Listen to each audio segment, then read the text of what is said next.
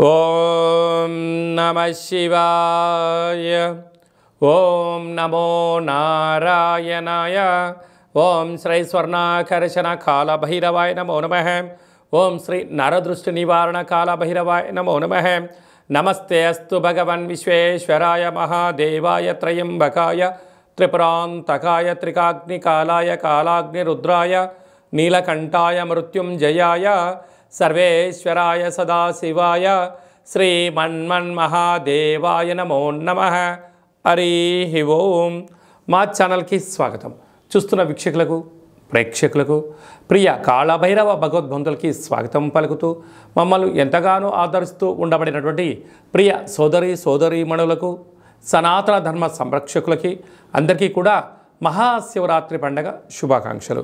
మహాదేవుడి యొక్క ఆశీస్సులు అందరిపైన ఉండాలని, అందరినీ చల్లగా ఆశీర్వదించాలని, నిండు నూరేళ్ల ఆయురారోగ్యాలకు అందరికీ ప్రసాదించాలని, జాతక చక్రంలో ఉండబడిన గ్రహ గమనాలు దోషాలు తొలగిపోయి ఎవరైతే ఏదైతే కోరుకుంటున్నారో అన్నింటా విజయాన్ని సాధించేటువంటి ఆశీర్వచనాన్ని భగవంతుడు అందరికీ ప్రసాదించాలని మనసారా కోరుకుందాం.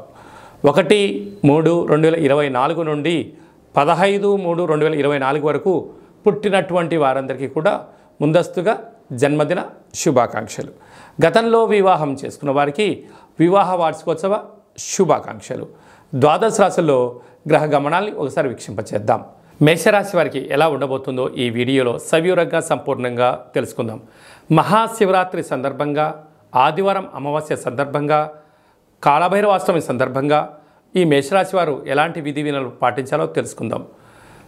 మేషరాశిలో ఏ నక్షత్రాలు వస్తాయనగా అశ్విని నక్షత్రంలోని 4 పాదాలు, భరణి నక్షత్రంలో 4 పాదాలు, కృతికా నక్షత్రంలో 1 పాదం కలిపితే మేషరాశి. చాలామందికి డేటా ఆఫ్ బర్త్లో లేనటువంటి వారికి పేరు యొక్క మొదటి అక్షరాన్ని అనుసరిస్తూ ఆ రాశిని తెలుసుకునే ప్రయత్నం ఏదో తెలియజేద్దాం. చూ, చే, చో, లా, లి, లు, లే, లో, ఆ అక్షరాల వారందరూ మేషరాశి జాతకులే. మేషరాశి యొక్క అధిపతి కుజుడు.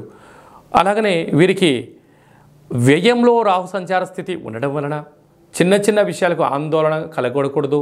వీరు ఎదిగే కొద్దీ ఒదిగి ఉండగలగాలి.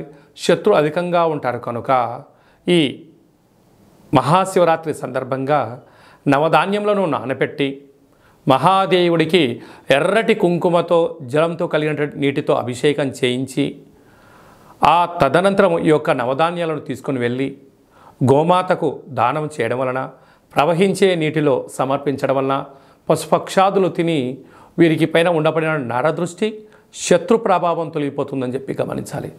అందులో ఈసారి ఆదివారం అమావాస్య సందర్భంగా ఎర్రటి మందారాలతో కాళభైరుడికి స్మరణ చేయడం, పూజ చేయడం, అలాగే తెల్ల జిల్లేడు వృక్షం దగ్గర ఎర్రటి పుష్పాల చేత వీరికి అర్చన దీపాన్ని పెట్టి 7 ప్రదక్షిణాలు చేసి రాగలిగి ఇంటికి వాహనాలకి ఇంటి యజమానికి ఒక ఎర్రటి గుమ్మడికాయను దిష్టి తీసి పగలగొట్టడం వల్ల యంత్ర మంత్ర తంత్ర పరతంత్ర తాంత్రికపరమైనటువంటి నరదృష్టి దోషాలు తొలగిపోయి మహాదేవుడి యొక్క ఆశీస్సులు కలిగి అద్భుతమైన ఐశ్వర్య జీవితం వీరి సొంతమవుతుంది.